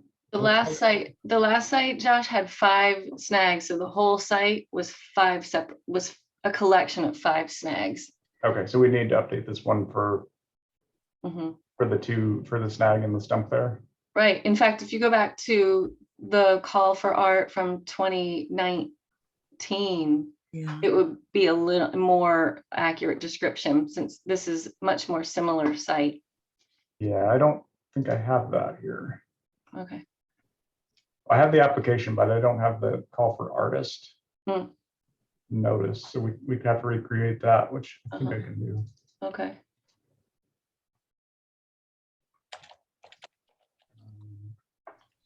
Yeah, 2019, it looks like we had an application deadline of October 8th.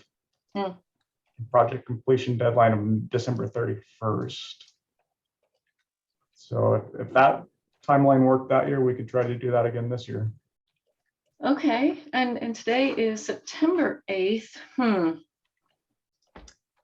But I don't think there's any need to come back to the Arts Commission if everyone agrees on that location. I can just try to, I can Yeah, work let's with do Lynn it. and get a new application ready to address that site and go from there. Okay, great. Yeah, just share it out with us once you have it and we can share with our networks. Yeah, I don't really have any contacts for who to send it to, so I'll have to rely on you to do that. Okay. October, I'm thinking maybe we should put the deadline a little further. I don't know why October 8th was selected last year, or 2 years ago, but Was probably a Friday. and it's a Friday this year too. I just worry about by the time we start advertising this, is that enough of a window? I might be inclined to say push it to October 15th. Well, we have to build in time for us as the Arts Commission to review and approve. Yeah. Oh, And then submit the, Okay. write the contract, submit the contract to council, and the Okay. council has to approve the contract.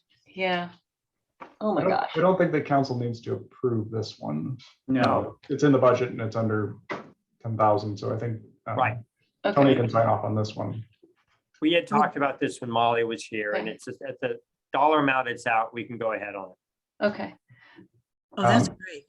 If I remember correctly, when we did this, the delays back in 2019 were that we worked with an artist who had trouble getting insurance lined up, and Right.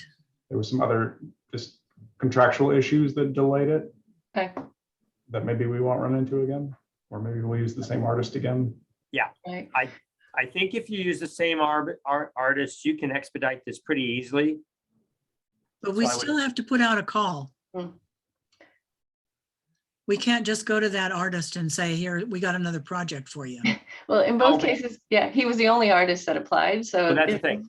Yeah. Sure, you have to put out the call, but you don't have to say, you don't have to receive so many bids. Right. We just have to make sure that we send it to George, is that his name, Lynn? George, yes, I'll send it to George Kenny. Mhm. I'll also reach out to Jeff Samadowski. He's our local world famous carver.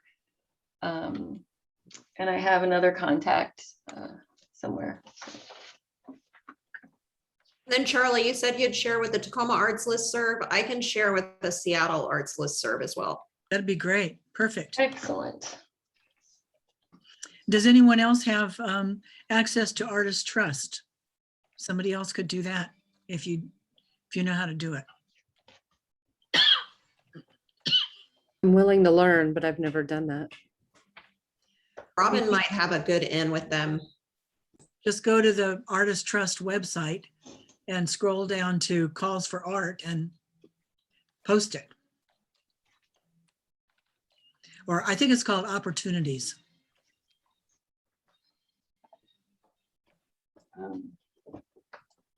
I can figure out how to do that. Thank you, Jennifer.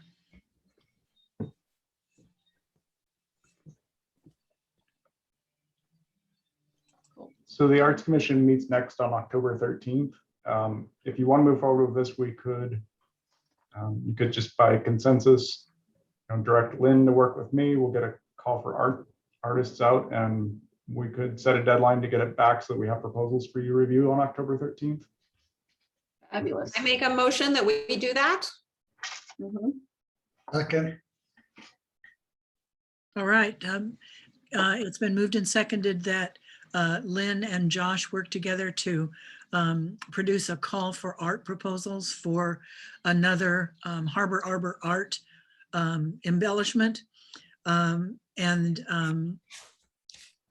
been moved and seconded. All in favor, say aye. Or Aye. Aye. okay, any opposition? Good. Away you go. Yay. So, yep, I'll work with Lynn. We'll come up with a deadline that, so we're sure, we can make sure that we have any proposals ready for that meeting, so we don't have to delay it any longer. Yes, Excellent, cool. Thank you.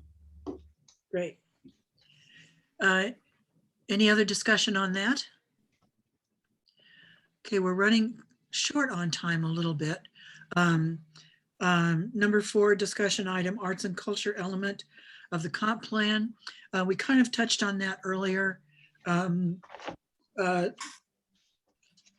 We are waiting for an official invitation to Robin and I to present our proposed element to the Planning Commission. It looks like tentatively that's October 21st.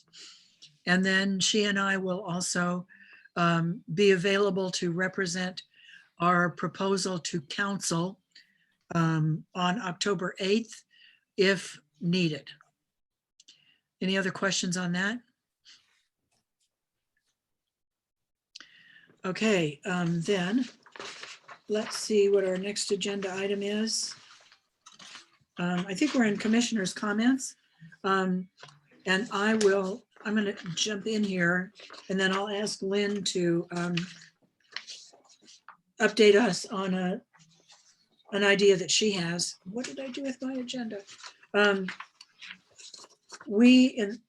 the past several years, except for last year, the Arts Commission has been invited to, well, let me backtrack. Peninsula Art League every year sponsors an open juried show, which is a national, sometimes international art show.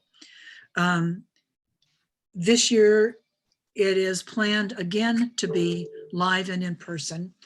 Artists have already been juried into the show. I think there are 70 some pieces of art that will be hung at the History Museum in October, very early October. And the juror, who's a professional artist, will then select her choices for best of show, first prize 2D, first prize 3D, and some other awards. In the past, the Arts Commission has been invited to also make a selection for our choice for a Commissioner's Choice Award. There's no money involved in this. We do give a nice certificate that says this is the Commissioner's Choice, and then that artist receives a fancy ribbon that Peninsula Art League members make. We've been asked again to participate and select a Commissioner's Choice Award.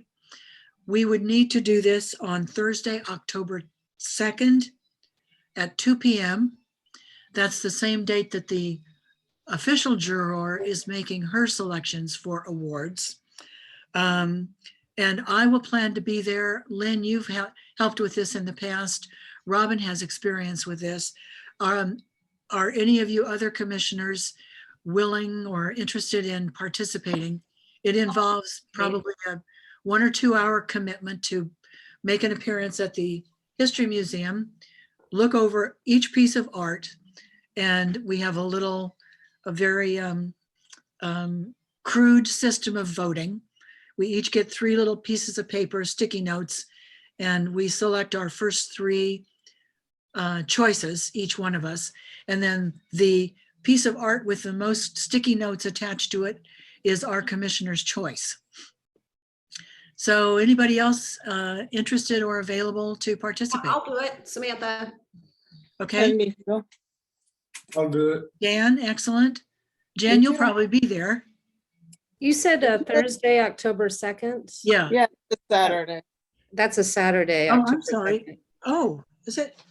Boy, I must have looked for, And my hand is up too, so. okay. Either Wow. way, I can do it, but You know, I'm gonna have to get back to you on that. I copied it from the Peninsula Art League's schedule, so. Okay, confirm the date. And then I'll let you know if I can be there. You know, it might be the following Thursday. I'm guessing it's October the 7th. 7th. 7th. Yes, I'm probably sure in it's the either way. 7th. I'm sure it's the 7th because the show opens the next day, And then what time? 2 o'clock in the afternoon. Great, we'll have good representation. I'll send out a little reminder. And everybody can just plan on rendezvousing at the art museum. Yes. Um, Great. Okay, let's see. Also, I want to, I'll send everyone a link to our new Gig Harbor Now newspaper that launched its website last Friday. We're incredibly excited about it. I will be writing for it again, as I did for Gig Harbor Life for 10 years. We have a stellar interim editor. We have a wonderful board of directors that has filed for nonprofit status.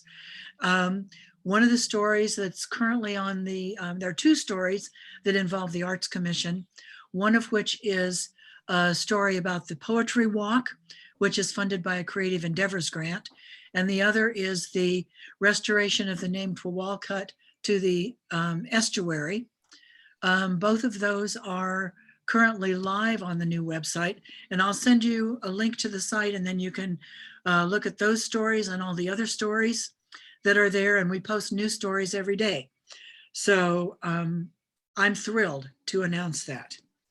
At our October meeting, in addition to choosing the Arbor art piece, we will also have a visit from Stephanie Lyle, the museum director, and she will tell us more about the Creative Taxing District, not to be confused with Creative Districts through ArtsWA.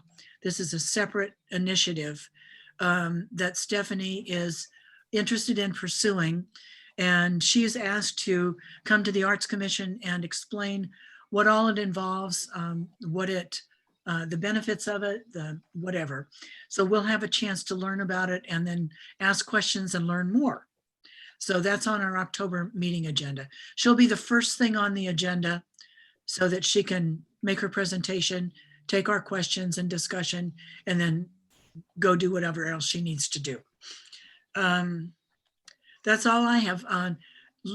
Samantha, I will want you to, if you would please, give us an update on the Right in the Harbor event that happens at TCC.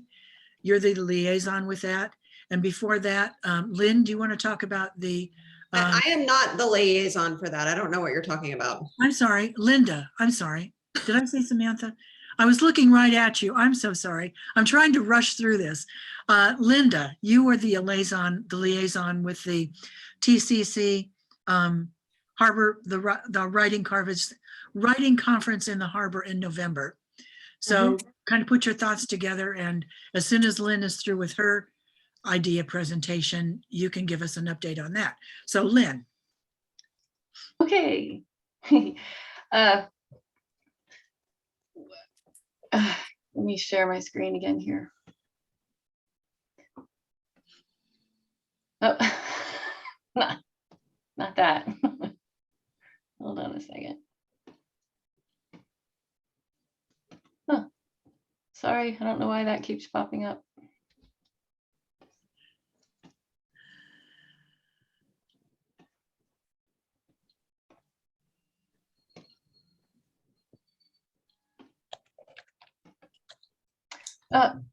Is everybody familiar with this piece of art that's right outside of City Hall? Anyone, everyone? Oh, yes, absolutely, yes. So this is called the Ulsh Totem Pole. And I have a picture of the signage that accompanies it.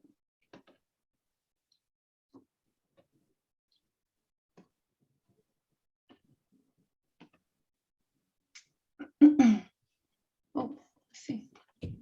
Can you guys see both of those together? Can you guys see the sign here? Yeah. Ulsh Totem Pole. Okay, my so it came to my attention years ago when this pole was removed from its original location, and restored and then installed up at City Hall. You know, I'm fairly familiar with the story behind it, but it's always kind of bothered me on some level that it's not an authentic totem pole, and to the casual observer, it represents Native American art. Without knowing anything about it, without reading anything about it, you see that and you think, oh, there's an example of some authentic Native American art, but it's not.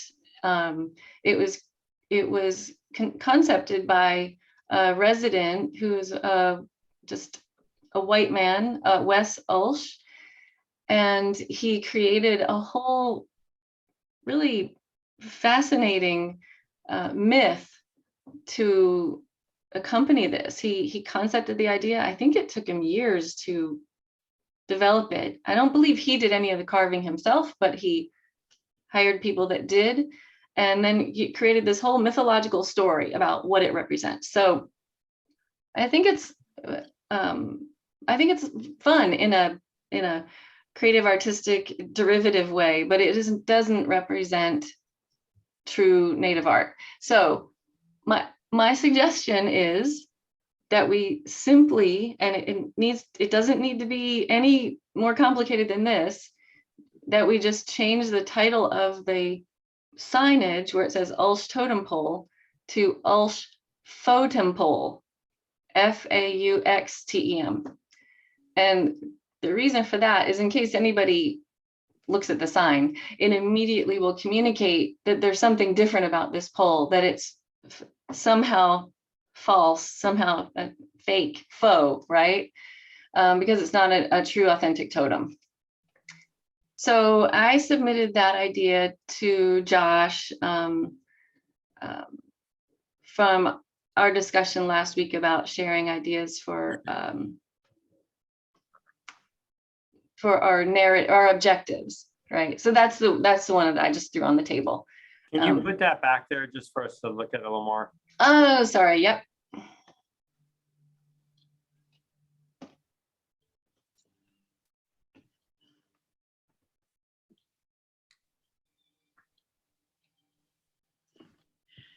So is this, I know where the totem pole is, right out from City Hall. Is the plaque right there?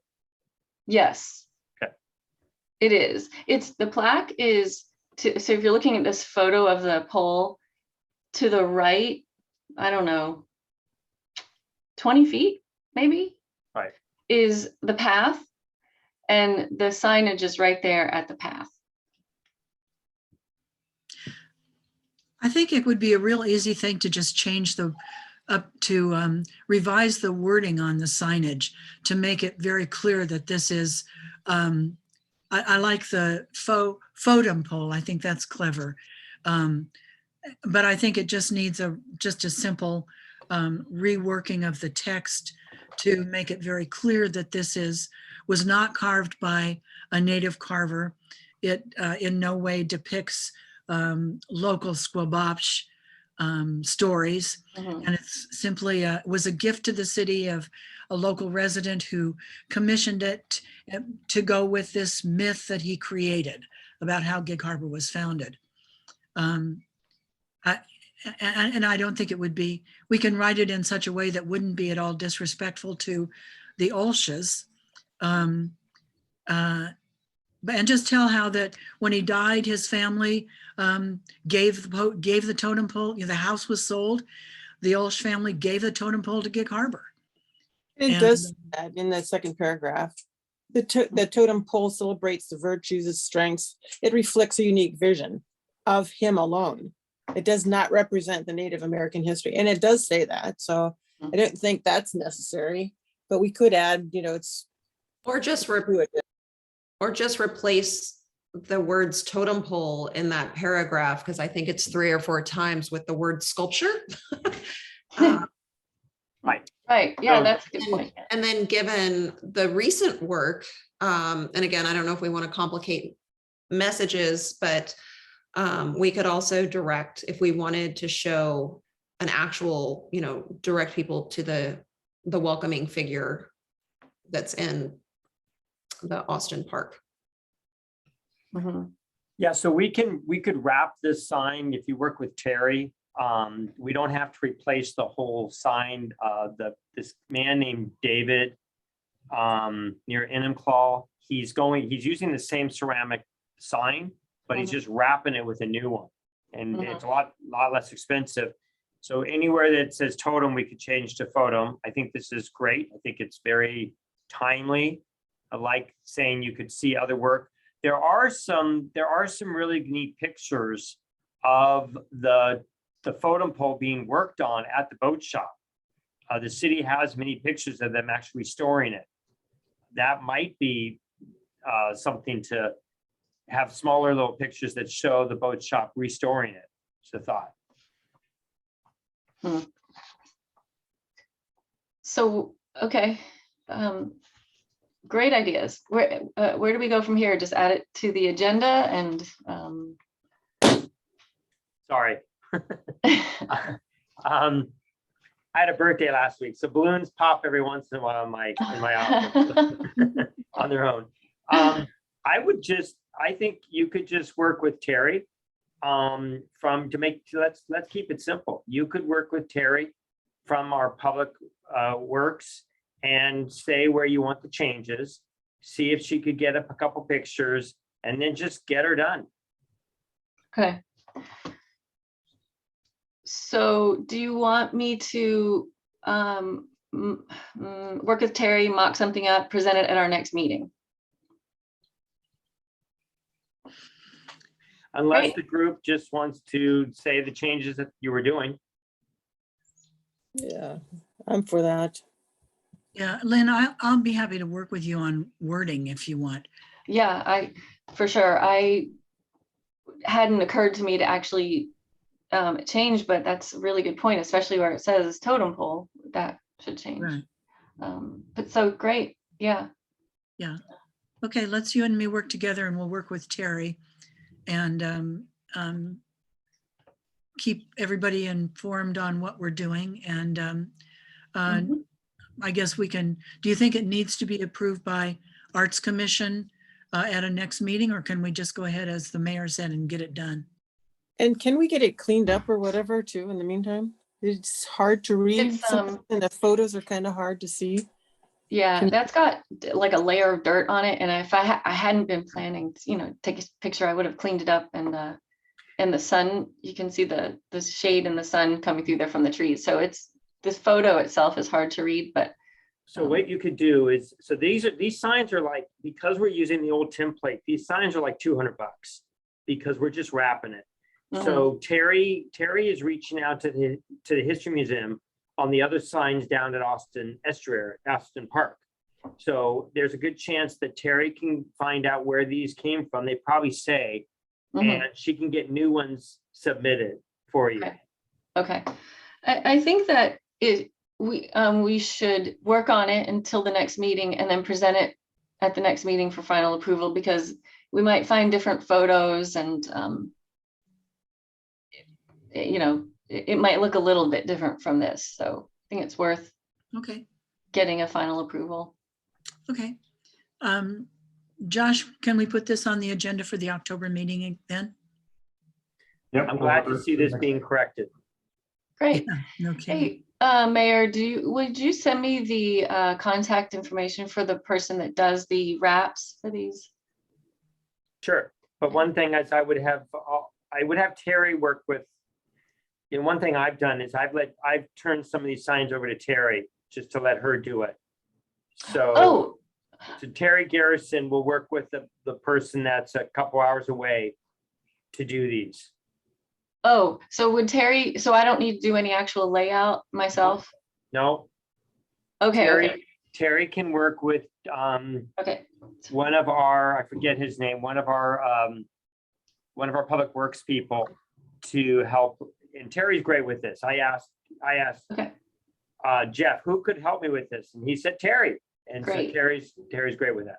Okay. Oh, good. Okay. He's terrific. Do you have Terry Garrison's contact? I do. Okay. That's right. He just did the voice box. Yeah, it's great. Okay. Well, cool. Hey, Excellent. so Any more comments about this project? Good Just idea. Lynn. turn anywhere it says totem, I change to photo. Right. Or like Samantha said too, just the sculpture too. Yeah, you can refer to it. Perfect. I like sculpture better, actually. Yeah. I think it's Yeah. clearer. And people will say what, or they'll misread it and they'll say totem. Right. Right. Yeah. Okay.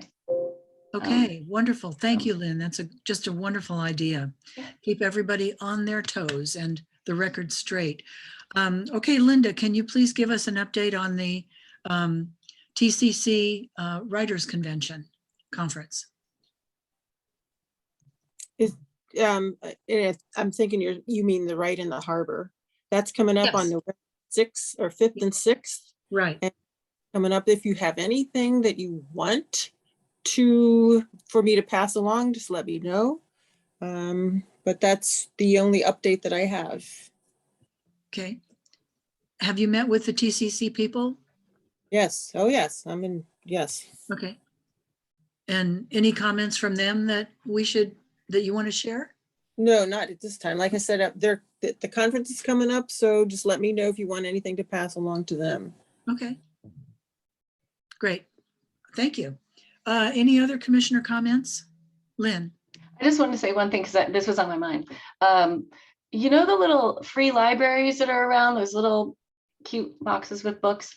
I read an article somewhere last year maybe about a girl who set up a similar box like that for art, like little pieces of art that people can leave and take. And it's such a cute idea. And I thought we have a couple of those libraries around here. Wanted to start thinking about, could we encourage people to also use those for leaving little bits of art that people can leave and take, rather than like creating another, separate box or something for art. I was just wondering what you guys thought about encouraging that as a place for small bits of artwork to be exchanged in a similar way. Aren't those usually on private property? My neighbor has one for art in their yard. Really? Oh, wow. Is she an artist he an artist that No, leaves? it's a teenager. I think it's just a joy project. Yeah. How cool. Don't we have some on public property? There's one down in Millville. There's one here outside of Sharon's consignment, but I don't know. But I don't know how they even get installed. So, but I wanted to just put it out there, think about it. I've been thinking maybe leaving some little art in there and just see what happens, something that can happen more organically, but with a little bit of start discussing it, right? Yeah. Lynn, do you remember Council Member Jenny Wook's Feel Good Free Art Mhm. Project? I This do. reminds Yeah. me of that. I have one of her pieces that I picked up so many years ago. Yeah, I do. Me Yes. too. Me too. Just like that. Jenny, Yeah. for those that don't know, Council Member Jenny Wook is an absolutely wonderful artist. She worked in glass and has a wonderful sense of humor. And she had a project that she called the Feel Good Free Art Project. And she got together a group of local artists, and each one would create several little small art pieces and just leave them in various businesses around town.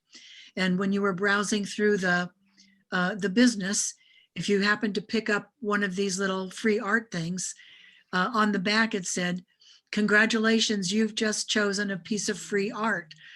Take it with you, enjoy it, share it, and just be aware that art's here to make us happy and make us feel good."